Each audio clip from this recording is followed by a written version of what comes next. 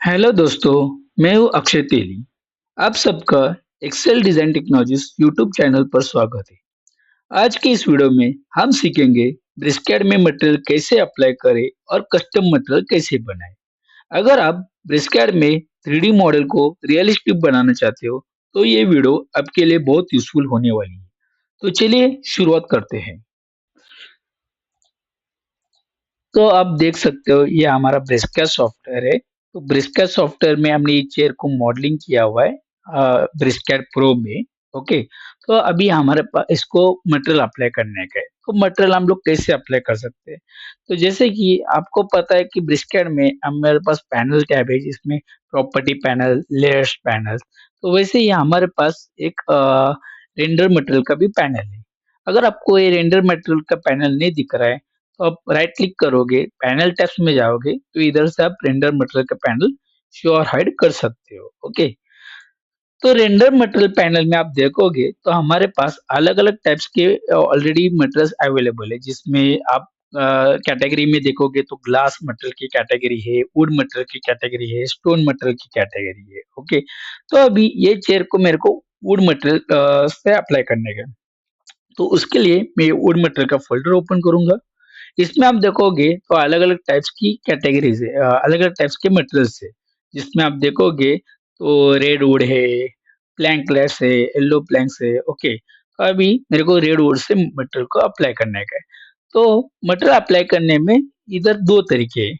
सबसे पहले एक तो मटेरियल आप सिंगल फेसेस को दे सकते हो, या फिर आप एंटायर मॉडल को भी दे सकते हो। तो जैसे कि मैंने इसको फेसेस को दे रहा हूँ, जैसे कि मैं मटेरियल कौन से भी फेस को आप अप्लाई कर सकते हो एज़ पर योर रिक्वायरमेंट।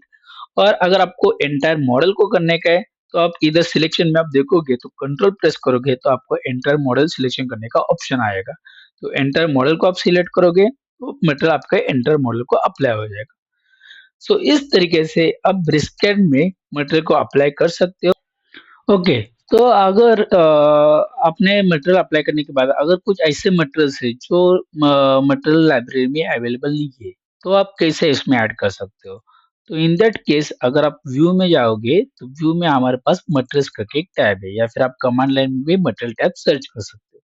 तो इधर आपको ड्राइंग एक्सप्लोरर ओपन हो जाएगा। तो ड्राइंग एक्सप्लोरर में आप देखोगे तो हमारे पास ये मटेरियल का टैब है।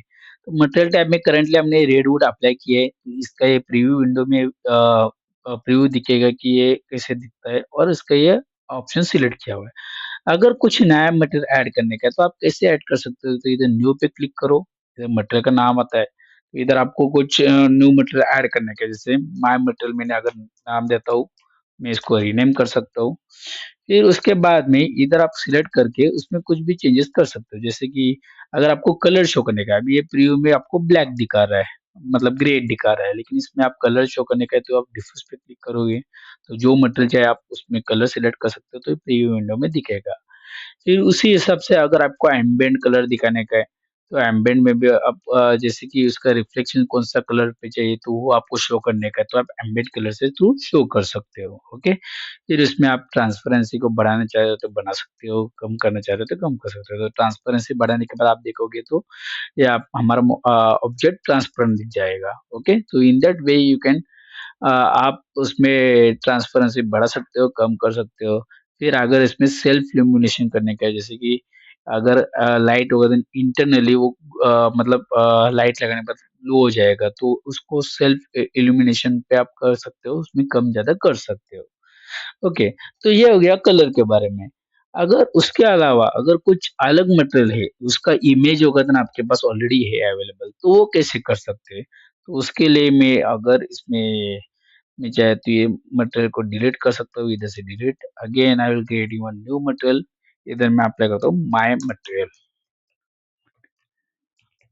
ओके, तो अभी माय मटेरियल पे अप्लाई करने के बाद इधर आप देखोगे तो अगर कुछ इमेज आपको इंपोर्ट करने का है और उसका टेक्सचर लेने का है, तो आप कैसे कर सकते हो? तो इधर डिफ्यूज मैप करके ऑप्शन है। तो डिफ्यूज मैप करके आप क्लिक करोगे तो जो भी आपका टेक्सचर सेव है, जैसे कि मेरे पास अभी ये टेक्सचर सेव है। ओके, तो टेक्सचर आइदर आप जेपीजी, पीएनजी ये फॉर्मेट में फाइल सेव करेंगे, वो आप इंपोर्ट कर सकते हो। इसको आप ओपन करोगे तो इधर देखो प्रीव्यू में आपको दिखेगा। लेकिन आप देखोगे तो ये प्रीव्यू में अभी डॉट डॉट दिख रहा है, क्योंकि इसको हमें स्केल करना पड़ेगा। तो स्केल इधर हमारे पास स्केल है, तो स्केल में आप डिफाइन कर सकते हो कि कितने पे स्केल। तो अभी इधर मैं 1000 और हाइट भी मैं 1000 डिफाइन करूंगा, एंटर। तो आप देखोगे ये मेरा प्रॉपर वैसे दिख रहा है। इसमें भी अगर आपको इल्यूमिनेशन होगा तो बढ़ाने का है तो आप बढ़ा सकते हो। इसमें आप देख सकते हो कि आपको मटेरियल आपका ये कैसे दिखेगा। Okay, so in this way ये आपका मटेरियल कैसे चाहिए होगा तो आप उसमें ऐड कर सकते हो। फिर उसके बाद में उसको राइट क्लिक करके आप अभी इसे add materials to the library, इसको राइट क्लिक करके आप add material to the library पे क्लिक करोगे तो ये मटेरियल आपका लाइब्रेरी में ऐड हो जाएगा। तो इसको जब मैं क्लोज करूंगा, वापस जब मैं इसमें रेंडर मटेरियल में आऊंगा, तो इधर आप देखोगे तो यूजर डिफाइन करके एक आ गया है। तो यूजर डिफाइन में ये मेरा मटेरियल लाइब्रेरी में आ गया है। तो वापस मैं मटेरियल को इसको सिलेक्ट करके आइदर मैं इंडिविजुअली फेसेस को अप्लाई कर सकता हूँ, या फिर अगर मेरे को पूरा इसमें मॉडल को चाहिए तो वो मैं डायरेक्टली कंट्रोल प्रेस करके एंटर, मॉडल को सिलेक्ट करके मैं इसको अप्लाई कर सकता हूँ। ओके, तो अभी वापस आपको अगर कुछ मटेरियल चेंज करने के इसमें, ओके, तो वो कैसे कर सकते हो? तो वापस जैसे कि आप होम टैब में जाओगे तो इन ड्राइंग्स में जाओगे तो ये ड्राइंग्स में कितने मटेरियल्स अप्लाई किए वो आपको इधर ही शो कर देगा। तो अभी फिलहाल के लिए हमने करंटली ये मटेरियल अप्लाई किया हुआ है, ये टेक्सचर का मटेरियल। और समझो अगर मेरे को अभी रेड वर्ड अप्लाई करने का और ये चेयर पीस अप्लाई करने का, तो मैं डायरेक्टली अप्लाई करके सिंगल फेस पे मैं अप्लाई कर सकता हूँ। उसके बाद में अगर आपको कुछ अभी आप देखोगे तो इसमें गैप्स, जैसे कि आप चेयर्स में देखोगे तो जो सेंटर लाइन्स का गैप्स है वो बहुत बड़ा है। तो मेरे को अगर कम करने का है या फिर प्रॉपर वे से उसको ये करने का है, अलाइन करने का है, तो वो केस में हम लोग वो कर सकते हैं with the help of the material mapping. तो मटेरियल मैप आप कमांड लाइन पे सर्च करोगे, मटेरियल मैप, एंटर। तो पूछेगा कि मटेरियल मैप आपको किस हिसाब से चाहिए, मतलब बॉक्स में लेने का है, प्लानर में लेने का, स्फेरिकल, सिलेंड्रिकल, आपका शेप किस हिसाब से चाहिए। तो बॉक्स में मैं कंसीडर करता हूँ और मैं एंटायर मॉडल को इसको ये सिलेक्ट करता हूँ, एंटर। तो आप देखोगे तो ये बॉक्स शेप आपको आ जाता है। तो बॉक्स शेप से क्या होता है इसमें कि अगर आप इसमें मेरे को ये टॉप का है तो इसका अगर मैं ड्रैग करूंगा तो ये देखो, आप ऑब्जर्व करोगे तो जैसे मैं चेंज करता हूँ ना, तो ये गैप्स में कम कम कर सकता हूँ। तो मैं इसका जो शेडिंग्स है, अलाइनमेंट्स है, वो मैं प्रॉपर वे से आप अलाइन कर सकते हैं। तो इसका आप देखोगे the distance between the two lines मैं इसमें कम करते जा रहा हूँ। ओके, तो मैं उस हिसाब से कम कर सकता हूँ।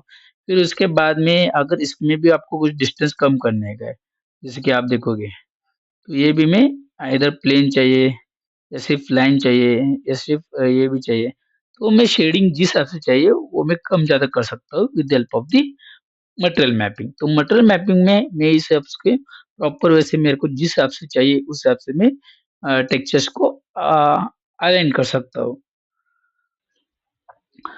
तो दोस्तों, कैसा लगा आज का ट्यूटोरियल? कमेंट्स में जरूर बताना। वीडियो हेल्पफुल लगे तो लाइक, शेयर और सब्सक्राइब कर दीजिए। और हाँ, चैनल को सब्सक्राइब करके बेल आइकन को प्रेस करना मत भूलिएगा ताकि आगे कोई ऐसी वीडियोस मिस ना हो। तो फिर मिलते हैं नेक्स्ट वीडियो तक, तब तक के लिए बाय। Thank you.